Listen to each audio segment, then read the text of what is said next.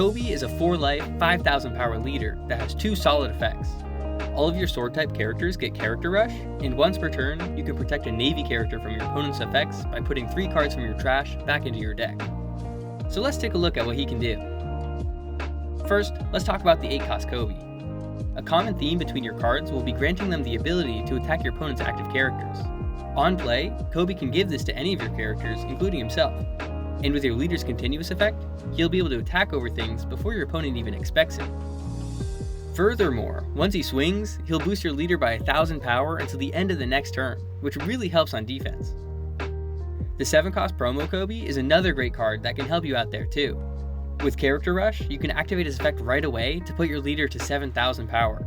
Unfortunately, it is a fair card, and this character will lose 3,000 power during your opponent's turn. Helmeppo, however, is the character that ties these cards together. On play, you can pitch a card to draw 1, and then you can play a sword character out of your trash. The only catch is that it goes back into your deck at the end of your turn. It can definitely be annoying since you want to keep cards in your trash, but the extra free attacks and leader boosts definitely makes it worth it. Getting cards into your trash might seem difficult at first, but there are many easy ways to do this. To start, your searchers will discard the cards you didn't add to hand.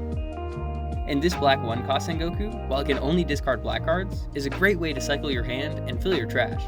Worst case scenario, he's an easy 1k counter. This new 4-cost Kuzan mills cards on play, and while he isn't a sword type and therefore doesn't get Character Rush, on the following turn he can let you attack active characters.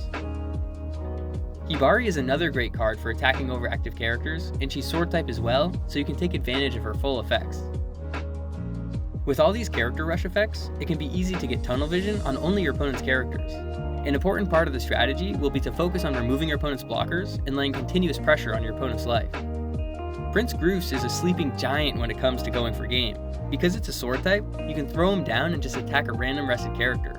This turns off all of your opponent's low power blockers for the rest of the turn, which can ruin your opponent. At 4 life, it can feel nicer to go first with this deck.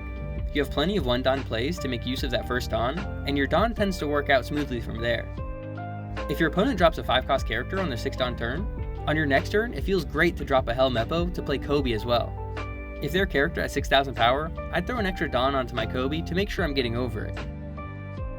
As a general rule, if your opponent doesn't have any active Dawn they can use to protect themselves, you'll want to be either 2,000 or 4,000 power above your opponent's character.